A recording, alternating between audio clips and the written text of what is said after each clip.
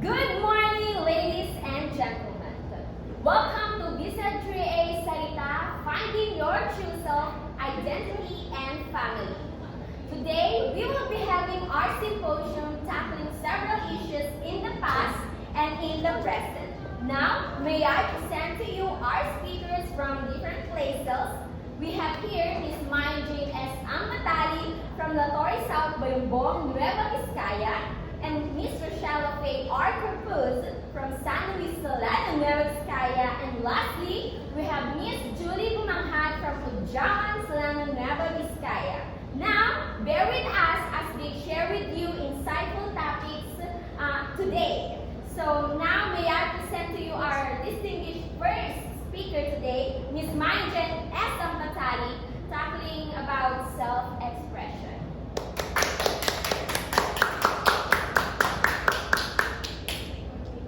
Okay, thank you so much, Ms. Melanie K. Alvarado. So, good morning, everyone. I am Maya Jane S. Ambatali. So, what comes into your mind when you hear the word self-expression? So, self-expression is a multifaceted. But in LGBTQ+, self-expression means showing who you are and what you feel inside. It could be how you dress, talk, act, or the things you like. So, next slide, please. So, why do LGBTQ+ youths do not want to express themselves? So, of course, we have different factors. First is concerns about legal or social discrimination. So, many parts of LGBTQ+ often experiences social discrimination where they are ashamed and belittled by others. Next is feeling ashamed or unsure about identity. And lastly, fear of being rejected by their family, friends, and society. So, I am here as study by Camp Vitorato and Rights in the year 2020, which talks about the self-acceptance and its relationship with minor stressors and mental health, a systematic literature review in LGBTQ+. So this study claims that lower self-expression results in, of course, first we have lower self-acceptance. We also have higher stress and depression. And lastly is poor mental health.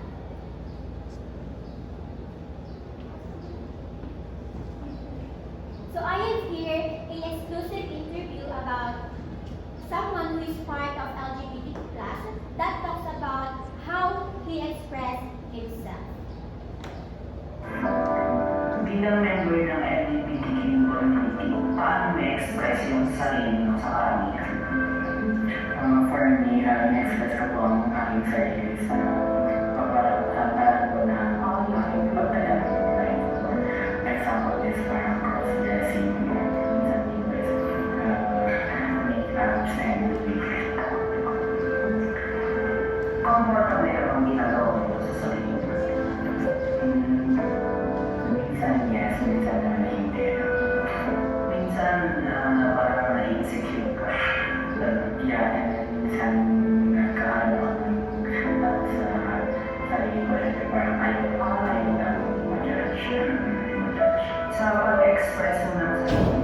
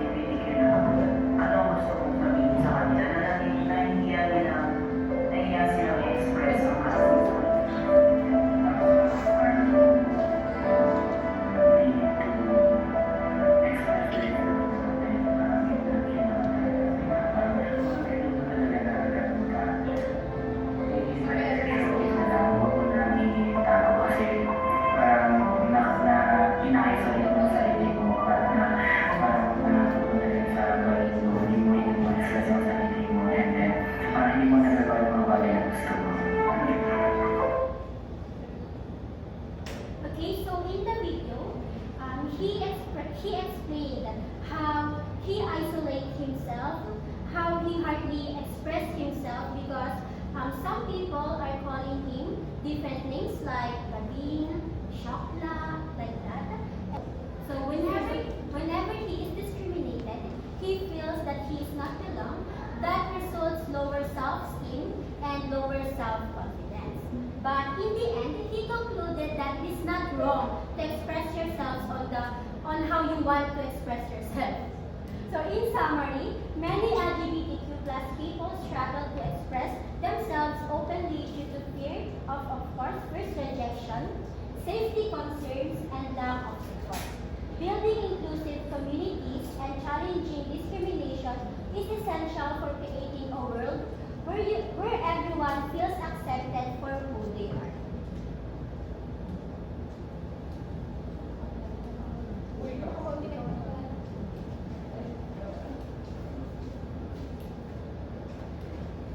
Okay, so good morning everyone.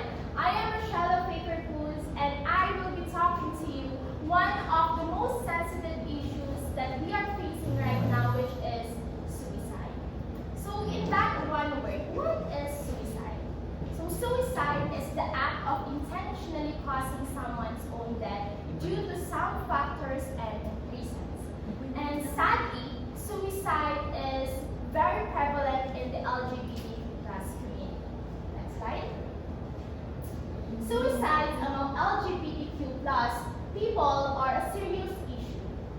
Many LGBTQ plus individuals feel so unhappy or hopeless that they choose to end their lives. This is a problem we need to talk about and try to stop. So it is indeed an issue that we need to talk about and we need to address as soon as possible.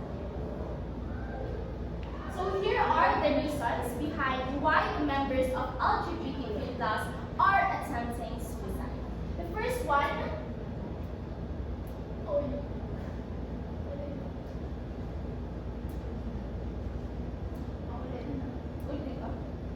from the top? Okay.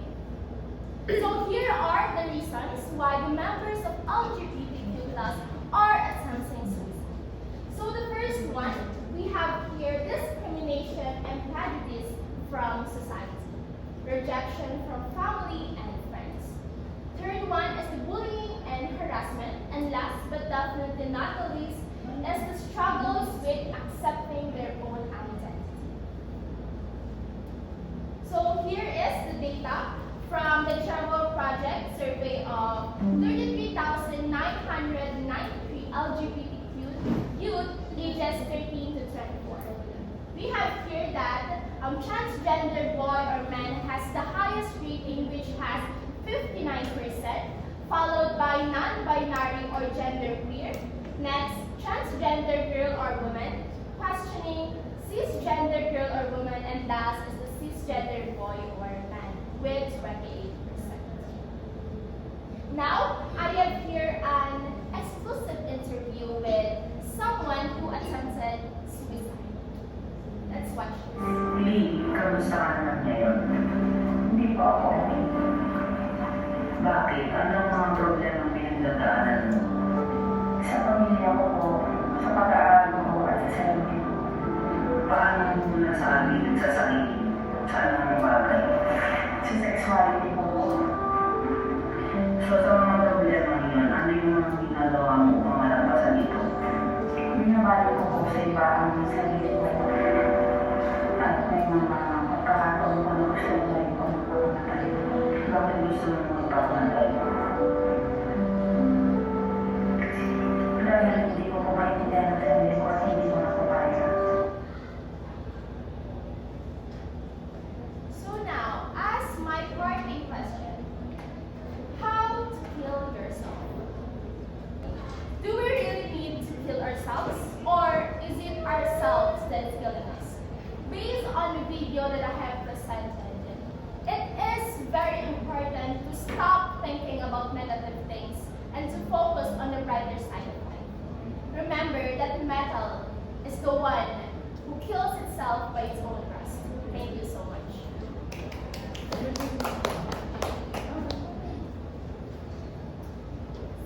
To my fellow guest speaker, and to you, our the parent and child relationship or in the family projection? I think so. But first, I am Julie Di Gumanghat, your guest speaker for today. So let me ask you this question. Do you still eat with your family in one table? No. It's good that some of you have a happy family and eating the same table with your family. So it is inevitable that we are experiencing sad moments because of problems and quarrels that sometimes lead us in ignoring each other, especially when we have misunderstandings. Now let us connect this in the context of the LGBTQ plus society who decided to came out of their shell or came out of their comfort zone so that they can reveal their true self and their true identity. Next slide. So according to the study of Vander Shelton and Chance 2022, it's kind of heartbreaking. Come on. It kind of breaks my heart. LGBTQ young adults responses to family rejection. Some LGBTQ individuals experience challenges or problems after coming out of their shell. Next slide, please. Such as increased arguments and conflicts, abuse and neglect, silence and avoidance, their control and isolation, like they're being treated like they don't exist in this society, and revoking young people's access to housing. Next slide. So I have here a exclusive interview from LGBTQ+. Kamusta naman kayo ng parents mo? To be honest, me and my parents are not I keep distance from them. May mga pagkakataon na ginagawa nila yung hindi nila tinatanong. Pero parang since nalakas kasi nila noon, parang sinasabi na lang nila ako na huwag akong magpagulog talaga. Paano yung relationship nyo na ganyan ka sa parents? So, since my parents, my family is devoted to sa church namin, sa church pa namin is not mga LGBTQ. So, parang in-encourage pa ako ng parents ko na magbabagabag namin ganun. So, ang ginagawa ko is parang yung distance ko na lang sa sarili ko sa kanila kasi parang although devoted na ito ako sa church namin kasi parang officer ko ako sa church namin hindi parang ko ang pilihan yung ano ako. And so parang mas gusto ko na lumayo sa kanila mag-aral lang sa mga medyo marami. Kung may gusto kang sabihin sa kanila ngayon na never mo nasabi, ano yun? Sana hindi nila ako itapayo lang na So in the video that I have presented, it presented family should be the one who should accept them first because family is our home and our safe haven. However, family, some instances that family is the one who betrayed us, the one who will make us feel alone and the one who rejected us first. And with this, I would like to call your attention to help those LGBT individuals and make them feel belong and accepted in our society, not to make them feel like a problem that needs to be eliminated. That would be all. Okay, thank you to our guest speakers for today. Thank you for the comprehensive and insightful topics or ideas that you have mentioned earlier in our talk. Now, may I call on once again our speaker for today here in front for our photo opportunity.